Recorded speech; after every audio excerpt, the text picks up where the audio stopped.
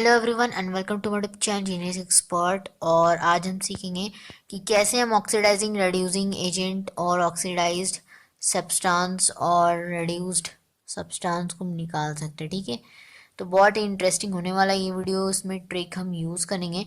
तो देखिए, सबसे पहले तो आपको यहाँ पर ये दो टिक मार्क दिख रहा है ना, आपको कोई भी अगर आपको फाइंड करना है ना, oxidising reducing agent, substance oxidise, substance reduced, तो आपको सबसे पहले ये दो निकाल लेना है। आपको सब्सटेंस ऑक्सीडाइज, सब्सटेंस रेड्यूस्ड। ठीक है, अब देखिए ये ट्रिक कहाँ पे काम आता है कहाँ नहीं, वो भी हम देख लेते हैं।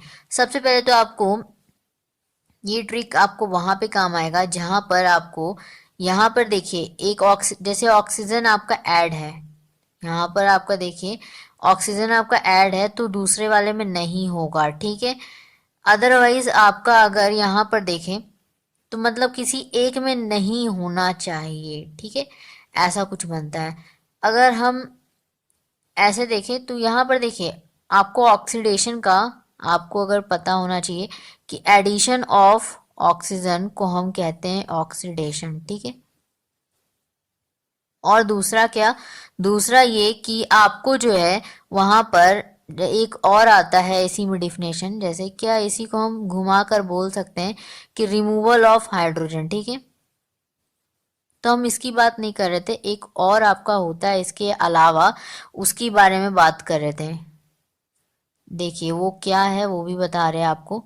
तो यहाँ पर देखिए उसमें क्या होता है आपको, उसमें होता है आपका डेट इज, ये क्या है ऑक्सीडेशन, उसमें आपका इलेक्ट्रोनेगेटिव एलिमेंट को हम ऐड करते हैं, यानी कि एडिशन ऑफ इलेक्ट्रोनेगेटिव एलिमेंट, तो उसे भी हम कहते हैं ऑक्सीडेशन। ठीक है, अब यहाँ पर बात है कि ऑक्सीडेशन उस वाले केस में काम नहीं आएगा। ठीक है, यानी कि ऑक्सीडेशन का जो ट्रिक है ना यहाँ पर, जैसे ये ट्रिक जो है आपका बस यहीं पे काम आएगा जहाँ पे आपका ऑक्सीजन ऐड हो रहा होगा। ठीक है, इलेक्ट्रोनेगेटिव एलिमेंट का कॉन्सेप्ट से अगर आप लगाओगे तो यहाँ पे वो ट्रिक काम नहीं करेगा। ठीक है, चलिए इस ट्रिक को सीखते हैं। दो एग्जाम्पल हम आपके सामने ले चुके हैं। ठीक है, इसको करते हैं, आपको देखिए कि कितना जल्दी समझ में आएगा।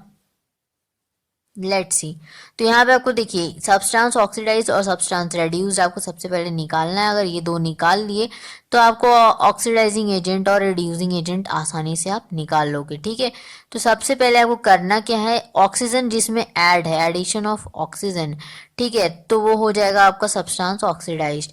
अब ये हम कैसे देखते हैं, देखिए ये आपका जो है एरो के जो टेल वाला साइड है, ये आपका हो जाता है रिएक्टेंट साइड। ठीक है, ये इसको पूरा को हम रिएक्टेंट कहते हैं, ये आपको कॉमन सा चीज है। अब देखिए ये जो आपका जो हेड का पार्ट होता है, एरो का हेड, जो दिखाता है कि आपका रिएक्शन किस डायरेक्शन में हो रहा है। ठीक है, तो ये पूरा पार्ट आपका क्या हो जाएगा, प्रोडक्ट। ठीक है, ये पूरा आपका रिजल्ट निकला। ठीक है, प्रोडक्ट। तो अब आपका देखिए टेल और हेड, इससे आप समझते हैं कौन सा रिएक्टेंट होगा कौन सा प्रोडक्ट होगा, ये चीज बता दी है हम आपको। अब देखिए यहाँ पर आपको आंसर जो लिखना है वो आपको रिएक्टेंट साइड लिखना है, लेकिन देखना आपको प्रोडक्ट साइड से।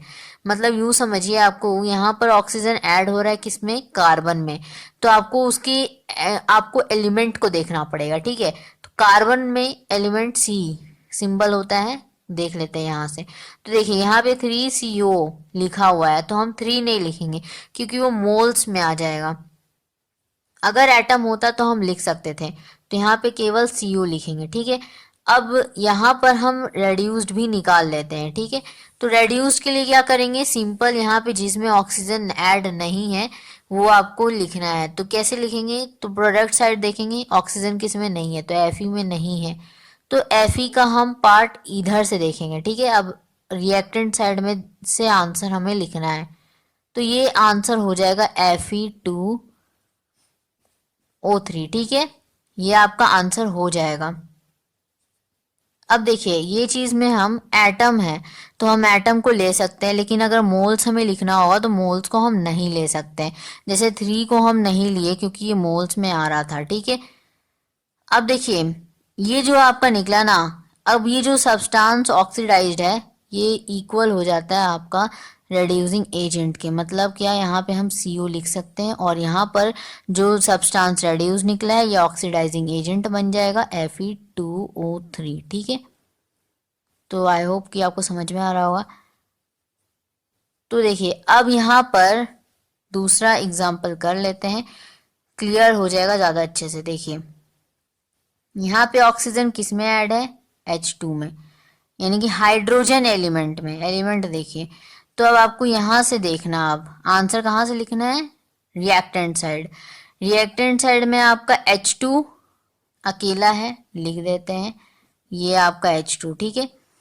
अब ये जो ऑक्सीडाइज है सब्सटेंस, ये किसके बराबर होता है, तो रेड्यूसिंग एजेंट के, तो यहाँ H2 लिख देते हैं, ठीक है। अब देखिए दो हम भर चुके हैं, अब दो और चाहिए, उसके लिए एक लिख देंगे तो दूसरा वाला अपने आप आ जाएगा, ठीक है। तो यहाँ पे अब देखिए रेड्यूसिंग सब्सटेंस रेड्यूस्ड, इसमें आपको करना क्या है, आप सब्सटेंस रेड्यूस्ड में जो जिसमें आपको ऑक्सीजन नहीं है, मतलब क्या, रेड्यूस हो रहा है ना, तो रेड्यूस हो रहा है डेट मीन्स क्या, ऑक्सीजन उसमें नहीं है। तो यहाँ पर कॉपर बच रहा है, तो कॉपर का आंसर कहाँ लिखेंगे हम, तो रिएक्टेंट साइड देखेंगे, इसके साथ क्या है आपका CuO है, ठीक है, तो ये लिखेंगे। और ये जो सब्सटेंस रेड्यूस्ड होता है ना, ये आपका किसके बराबर होता है, ऑक्सीडाइजिंग एजेंट के, तो ये जो है यहाँ पे CuO लिख देंगे।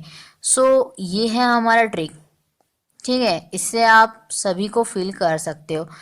तो आई होप कि आपको जो है ये वीडियो अच्छा लगा होगा, समझ में आया होगा, तो एक लाइक कर दीजिएगा। सब्सक्राइब नहीं किए हैं तो कर लीजिएगा चैनल को, सो डैट कि जो भी आगे नेक्स्ट की वीडियोस आए वो आपको सबसे पहले आप तक पहुंचे। उसके लिए नोटिफिकेशन के लिए आप बेल आइकन को प्रेस कर दीजिएगा। सो मिलेंगे नेक्स्ट टॉपिक के साथ, तब तक के लिए take care, thank you so much.